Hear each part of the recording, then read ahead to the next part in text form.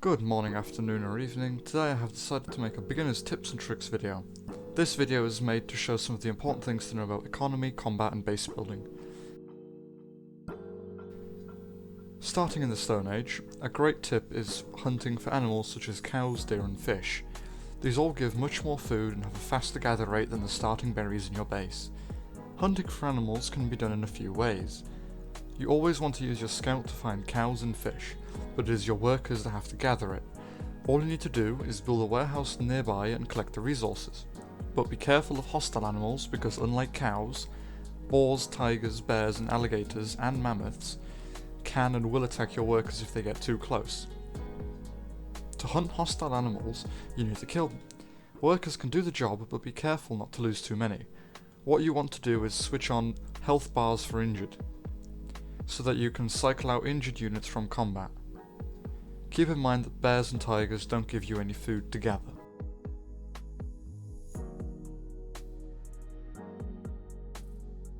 Base building and wall selection is crucial to good defense. This takes some forward planning as you need to get into a mindset of very tight construction and where buildings will fit and how valuable they are.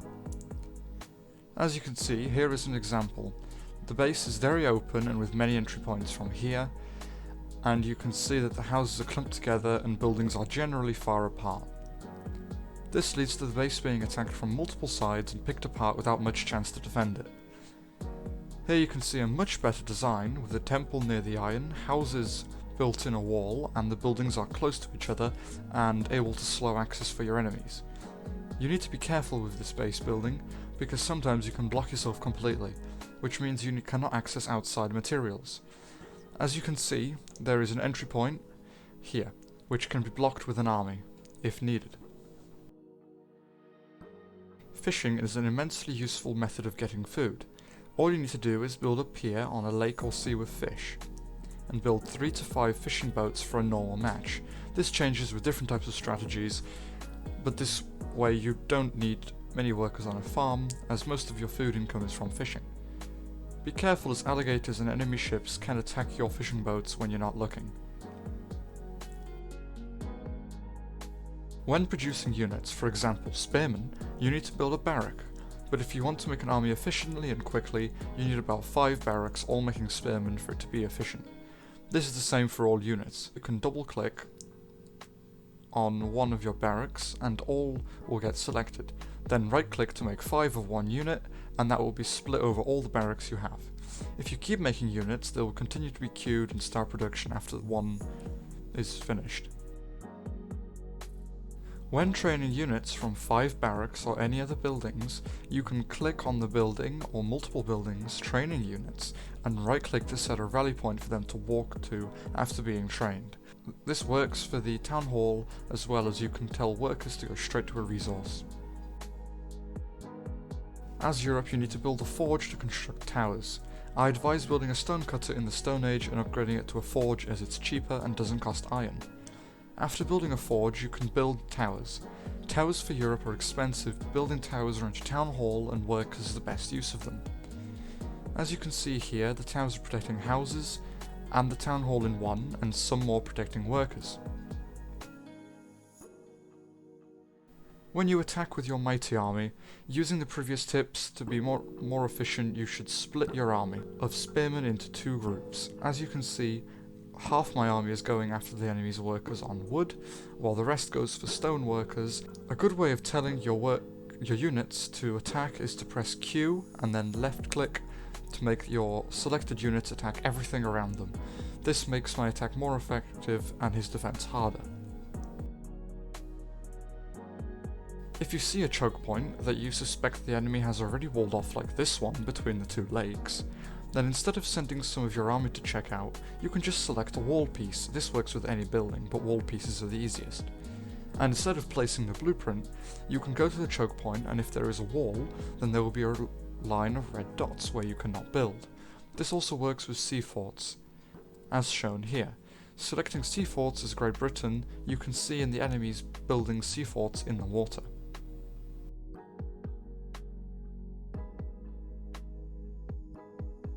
Upgrades can make a huge difference to your army and your economy. Most upgrades can be found in your town hall, warehouses, forge, and unit training buildings.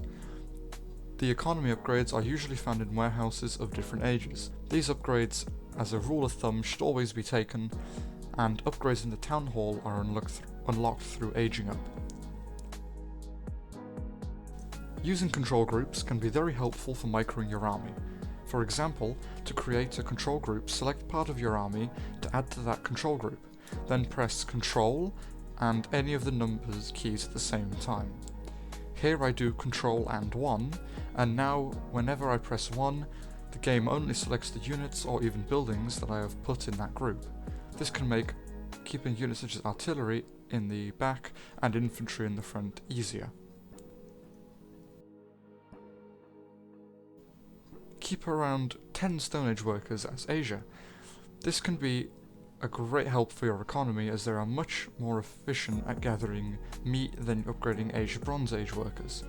This means that if you don't upgrade them and instead just keep them to gather meat from your poultry yard, your food economy will do much better than using Bronze Age Asia workers. From the start of the game to the end of the game, your town hall should always be doing something, whether it's getting upgrades or making workers. Idle time in the town hall is very bad from the start of the game, because the first thing you do is queue up enough workers to keep your altar busy until you age up, something around 100. You can do this easily by pressing Ctrl and right click on the worker. Workers gathering resources need to be as efficient as it can be. For this to be possible, you need to use warehouses efficiently. Here you can see that I managed to place a warehouse near berries and a wood line, and another way to make it more efficient is to build warehouses as your workers collect from a wood line. As the wood line retreats, you build warehouses in the place of the wood so that the workers' travel distance is much shorter. Of course, you'd be deleting previous warehouses that are no longer useful. When you build a gate, like this one, do not build a gate until you need to. So if you have an army that wants to get out, then build a gate. All you need to do is click on a wall piece that isn't on the edges of the wall. This way your wall isn't vulnerable to attack until the last minute, as a gate has a much larger hitbox for units to attack, with the same health and armor as an individual wall piece. As you can see, this gate is getting attacked by multiple units at once, unlike the single wall piece below it which has less units attacking. When you reach the industrial age, there is a few new buildings that do not really explain themselves.